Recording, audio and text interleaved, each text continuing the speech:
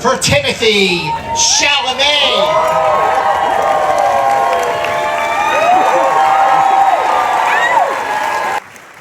Thank you. I'm deeply proud, grateful for everyone being here tonight. Very grateful. Just out of curiosity, who was a first-time viewer of the movie tonight? Wow, a lot of people, man. So when Rachel wipes the bruise, that was shocking tonight.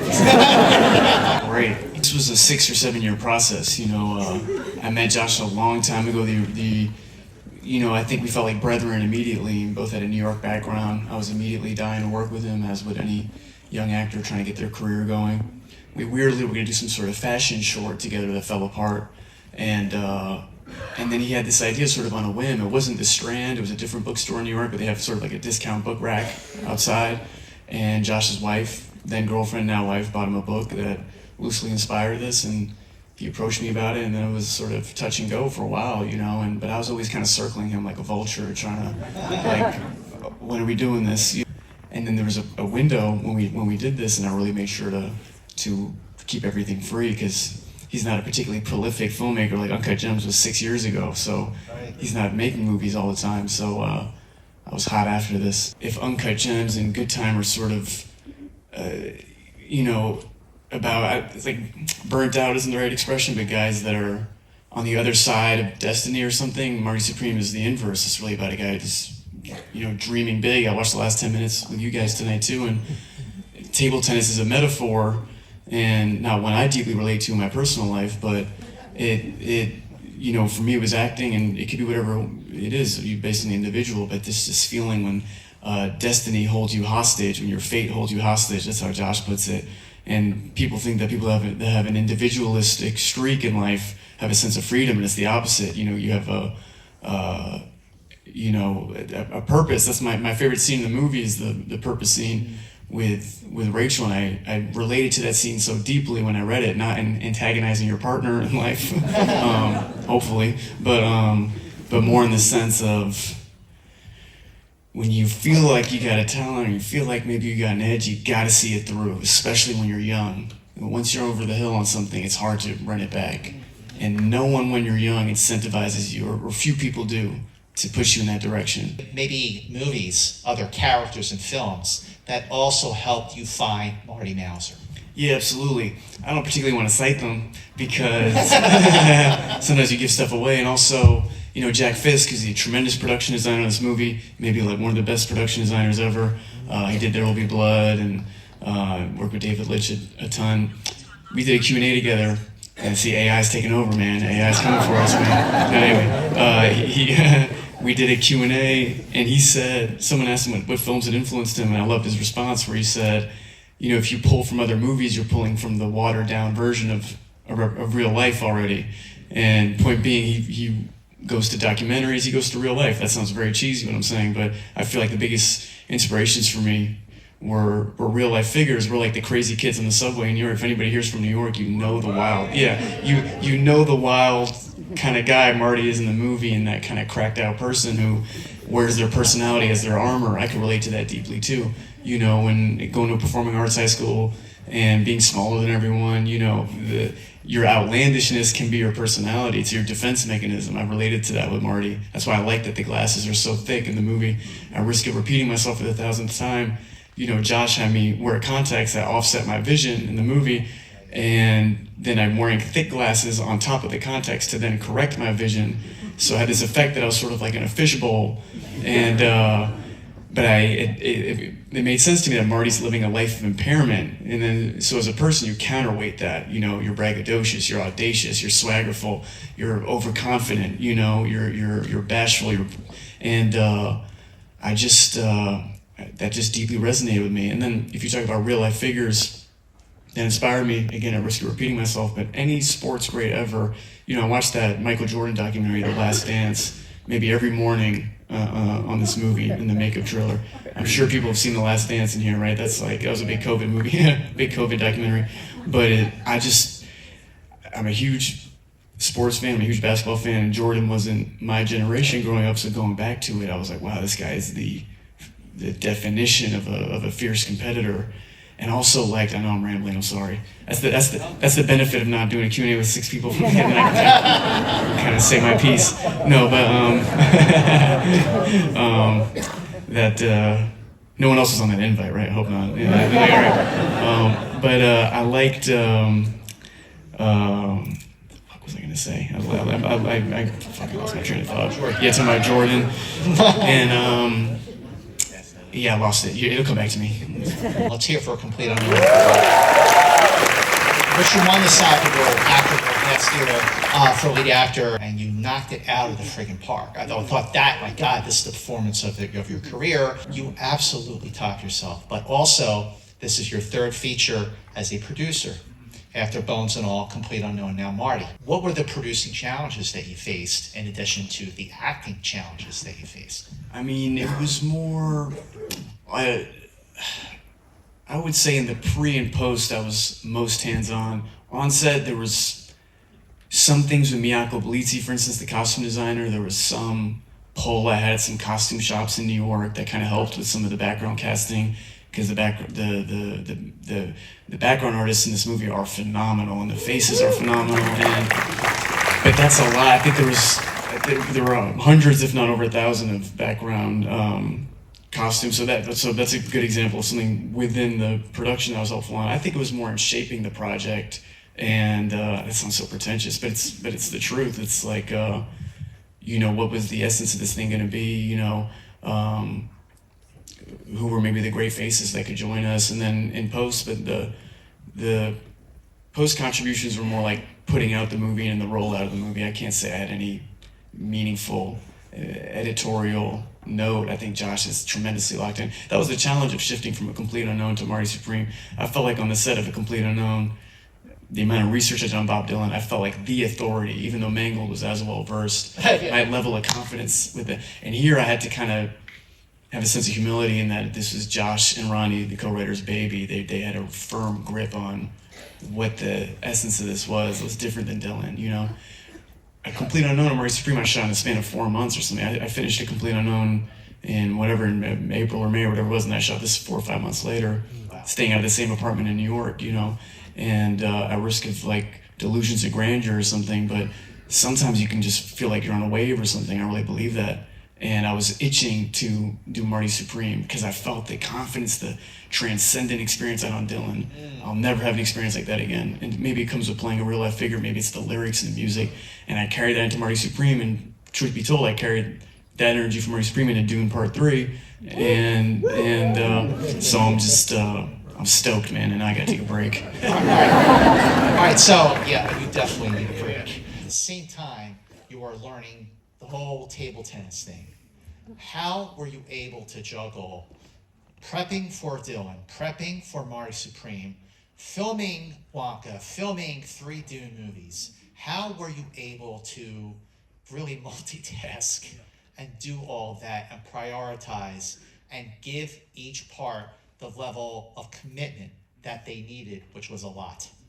Well, the hunger of youth, and the reckless abandon in these pursuits, and that for Dylan and for Marty Supreme, it's like a process of osmosis. Over time, these things are natural. They have naturally made me curious. With Dylan, it needs no explanation. Like, that was the gift that keeps on giving to this day. I'll find an old demo. I find an old demo of him and George Harrison playing music, and it's unbelievable. I found that like last week, and with Marty too, because I was charmed by the world of table tennis. I was charmed at the way these guys, looked so formal and elegant in the 1950s. Makes no sense for table tennis, and the idea of, we put it in the context of Complete Unknown. In the 1960s, you had the beatniks, and you had these guys who were the Woody Guthrie generation, But then 10 years prior, I love this idea. Lawrence is in Times Square, the first black-owned business ever in Times Square. You had these ragtag group of ping pong players, and I was further inspired that Josh became obsessed with this, and it just was, when your curiosity gets sparked, it's easy to do the preparation. And also, I do try to bring an athletic background in acting. It makes no sense because I dreamed of being an athlete. I didn't have the skill, the power, the ability. No one encouraged that dream, and rightfully, and. But I've been able to, and so for this, it was so evident, it was easy to put the time in, and practice makes perfect, and I put the time in on this, with all the table tennis stuff in preparation, then in these sequences are hilariously elaborate for what ends up being on screen. That's not taking anything away from the work, but the amount of preparation that went into each point, the memorization that's to go into it. I would give things names to remember the point. There'd be like a little flourish in some capacity. Just to have the ability to remember what we were actually doing. So memory is a great save, because I'm surprised this question doesn't come up often to actors, especially like the SAG Foundation. I do a lot of stuff with them, but you're talking about the immersion, the commitment, the discipline of capturing a performance, of connecting, of relating like you did with Marty. But how do you remember your lines? Like, do you have especially when there's a dense script like this, like, how do you remember your lines? I think that the more something connects with my core, and the more there's levels to a scene, the more it's easier to memorize. I feel sometimes like it's not even like you're memorizing the lines, it's more like you're memorizing where you are emotionally, like where you are in your gut kind of thing. In fact, that's how you can tell a scene is poorly written sometimes. I say that as someone who's never written a scene ever, so I say that, in other words, I say it with humility, because I'm not saying I could say, here's how to write a good scene, but I can tell when something's not sitting right, and usually it's because it's hard to memorize, because you go, okay, this isn't leading to something, and on a practical level, as far as memorizing, Josh and Ronnie they were so clear they wanted me close to the script here. It's been so fascinating doing these Q&As with them, because coming from the school of Bob Dylan, like, I don't want to over-explain things sometimes as an actor, as an artist, and sometimes I felt like they would kind of over-explain things, and that after a while I sort of got it. It's because they don't want their work to be understood in a juvenile way, and I think some of the humor is so elemental in a good way and ridiculous at times, it could be misconstrued as such, but they're really precise about the words. Like, I think that line, like, you want to be physical like an ape? That's a great example where Josh gave me a borderline line reading there, and he was totally correct in doing so. He was firmly, he knew what that moment was. So this had a combination of deep memorization, and then if natural improvisation came in, they were really open to that, but it would have to be warranted. I never come to set thinking, I'm gonna wage a war for this idea that, it's gotta work, and they were open to that, but also really precise with the words, and I get that. What about experimentation? I feel like Josh had experimentation with Sandler in that role too. I'm wondering how much experimentation, how did Josh in particular, because he directed it, sort of push you in ways that you surprised yourself? That's a great question. I mean, like I was saying before, like, using words like audacious or braggadocious or swaggerful, like, those are the first notes he gave me on the movie. The first shot we shot in the movie is the exterior of Paris, where we shot to be Paris, and I'm walking down the street. It's kind of a random shot within the movie.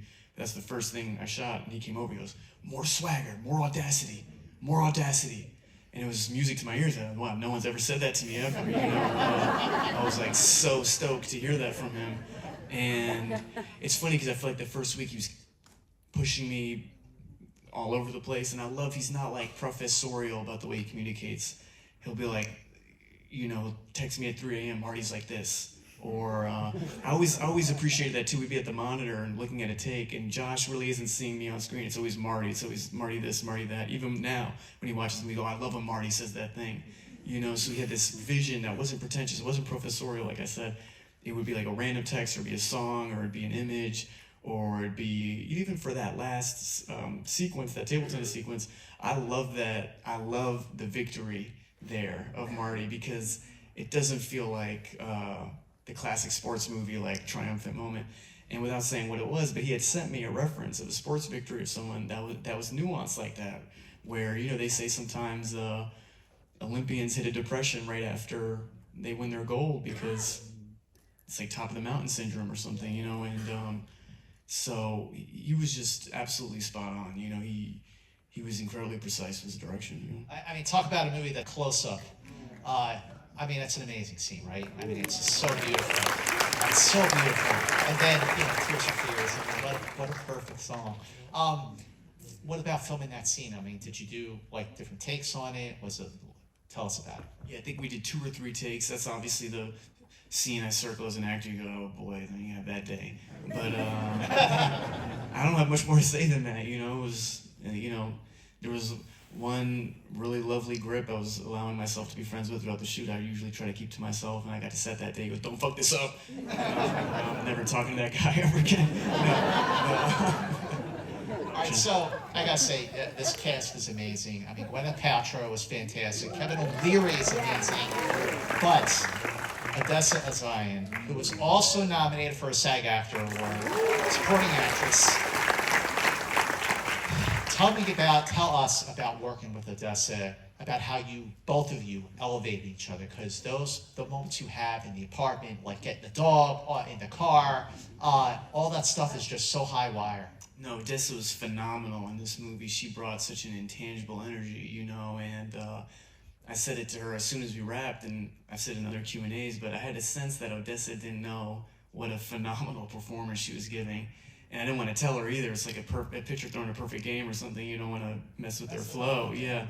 But even we shot that hospital scene where she's getting wheeled on the gurney and she's screaming for help, and it was unbelievable. I mean, she was really chaotic and going for it. And then Josh said, okay, moving on. She goes, no, I don't think I got it. I was like, whoa, that was amazing, you know. And no, but I just can't speak more highly of her. She just brought it, and it was just this unique energy. And I think Odessa's a unicorn. It's an amazing thing to see. I don't know, I wouldn't know who to like compare her to or something, you know. So Josh is nominated for 4 Academy Awards as a director, a screenwriter, producer. How were you? Because again, you produced some film.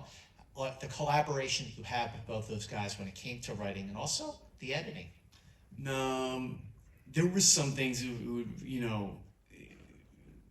It's like it wouldn't be conducive to conversations. You know, there were some editing thoughts I had, but nothing was like imperative. Nothing was ground changing. You know, this movie is their baby, and I gotta say, we did that Oscars luncheon the other day, and seeing those two get up there. Also, when Elle Fanning got up there, because I was just so proud of her for sentimental value. You know, but when Josh, man, I was so moved to see them get up there. Man, these guys wrote their first films in a projection booth. Ronnie was a projectionist at Lincoln Center. He was a projectionist. I think that's so moving to me, you know, and it's like, you know, like being the ball boy and then hitting a grand slam in the World Series or something, you know, and I couldn't be prouder to have done it with these guys. Their heart is in the right place. They're not in that LA. But I should cut myself off before I say something controversial. But like, they're you know, these guys are like really the real deal, man. They're not in it for the accolades. They're not. They almost. I said this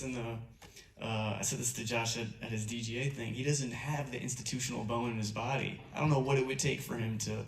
He'll never, like, he met Steven Spielberg. I forgot to say this in my speech, man, and now I'm happy to say it. He met Spielberg, the god of cinema, and he's like, how does E.T. shit? I was like, what?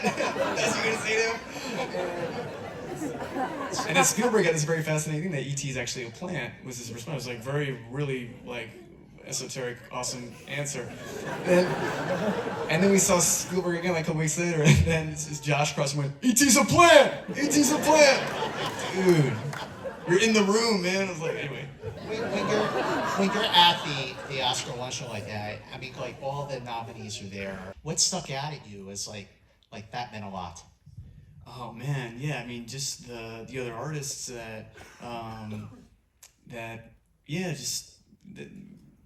you know, the people that wrote the song for K-Pop Demon Hunter and stuff. That's moving, man, because I'm like, those two movies don't have a lot in common. Marty Supreme and K-Pop Demon Hunter. Maybe they do. I don't know.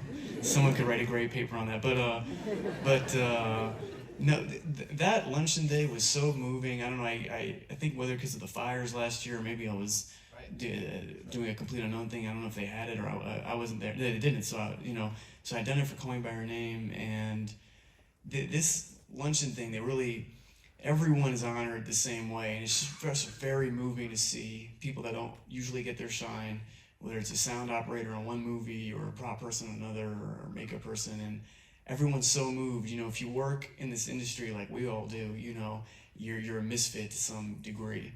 It's very rare. The people that aren't misfits last 32 seconds. You're like, oh shit, I'm gonna go get a real job. And so to see people that have been a misfit and that will continue to be misfits after this moment get at least one moment of ceremony and to go up and it's like so cheesy in a class picture and stuff. Like it's really charming, man. I was really moved this year. Like even seeing Ronnie go through this whole thing. Ronnie wrote the script with Josh, and like I said, I think they're so skeptical of the institutionalism they can't realize like, hey, no, this is good, man. Like this is a good thing. You know, they're kind of like forever outsiders. They're Marty Mauser in spirit in totality. They're like if Marty won $10 million playing ping pong and he was still like suspicious of everything, you know. How making Marty Supreme, playing Marty Mauser, change you as an actor? Well, I would say a complete unknown into Marty Supreme, into Dune without saying too much about it, but, you know, at risk of sounding cheesy again, but like authorship and perspective, these are my two favorite words of the year because I think it's hard as an actor to find that in your work. You know, you're given lines to say and sometimes where to stand, how to say them, if you're doing the promo, what to say, what the talking points are. And I feel like with both of those movies, starting with Bob, because I felt like I was him. In fact, when I watched the movie the first time, I went, oh shit, I'm not him. It was like, it was a strange experience. And into Marty, you know, and Marty kind of gave me that fuck you attitude. I don't know, like, that's not even the right way to put it, but kind of like a triumphant spirit. You know, even that SAG Awards speech I had last year, like that was all Marty, man. I wasn't like, that's just because I was, oh shit. I was like, oh, I didn't think I was getting up here. Now I'm gonna say how I actually feel. You know, it was like it was out of body or something, and that all comes from the spirit of Marty. Those are the best roles, man, that can rub off on you, and they point me forward in my own life. It's like the opposite of being a musician. A musician charts where they are in life, and then they move on with their life. As an actor, I've been lucky when I'm doing these roles, and they kind of point me where I'm going, you know, or maybe I have a personality disorder or something, but maybe a little bit of both. But how do you let it go? Well, with the Dylan movie, I was really upset. Upset's not the right word, but I had one of those like deep cries, those long cries, you know, because I was so sad to see it over, and I felt like a spirit had passed through me or something. It sounds so cheesy, but it's true. I felt like that music was so phenomenal to me. And here I felt like an athlete at the end of a match, honestly. I felt spent. And, you know, we had that week in Japan that came out a little bit after the original shoot. You know, a movie like Beautiful Boy, or even Dune to an extent, where the tone can be heavy. Beautiful Boy is a great example. I just watched that again this week. The tone was so heavy. That felt like having to consciously get out of that vibe. And it was challenging in doing so, because it felt like the material in that was a mirror to what many people's experience are in the world. Even right now in Skid Row, you know, or anywhere, in any neighborhood in LA, people are so, and it's hard to, it almost feels selfish to get out of that vibe. And with Marty Supreme, I didn't want to get out of it. That's my joke about the SAG Awards last year. It was like, no, I want to keep this mentality. I want to keep the spirit. I'm not trying being adversarial to people and holding people up at gunpoint and stuff like that. But that'd be a great headline if you saw me doing that. No,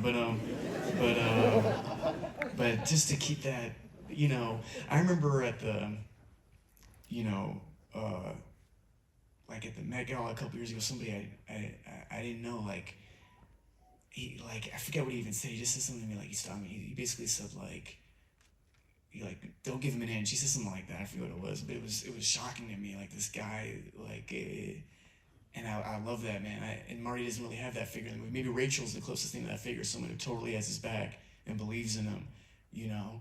And again, we're in a room full of artists. I know a lot of people who are actors, and it's like, sometimes you feel like no one has your back, you know, no one's your backstop but you.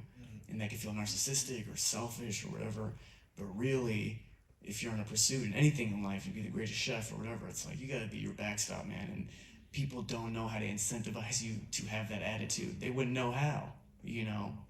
Keep doing what you Thank do. you. On behalf of everyone in this room, I say bravo.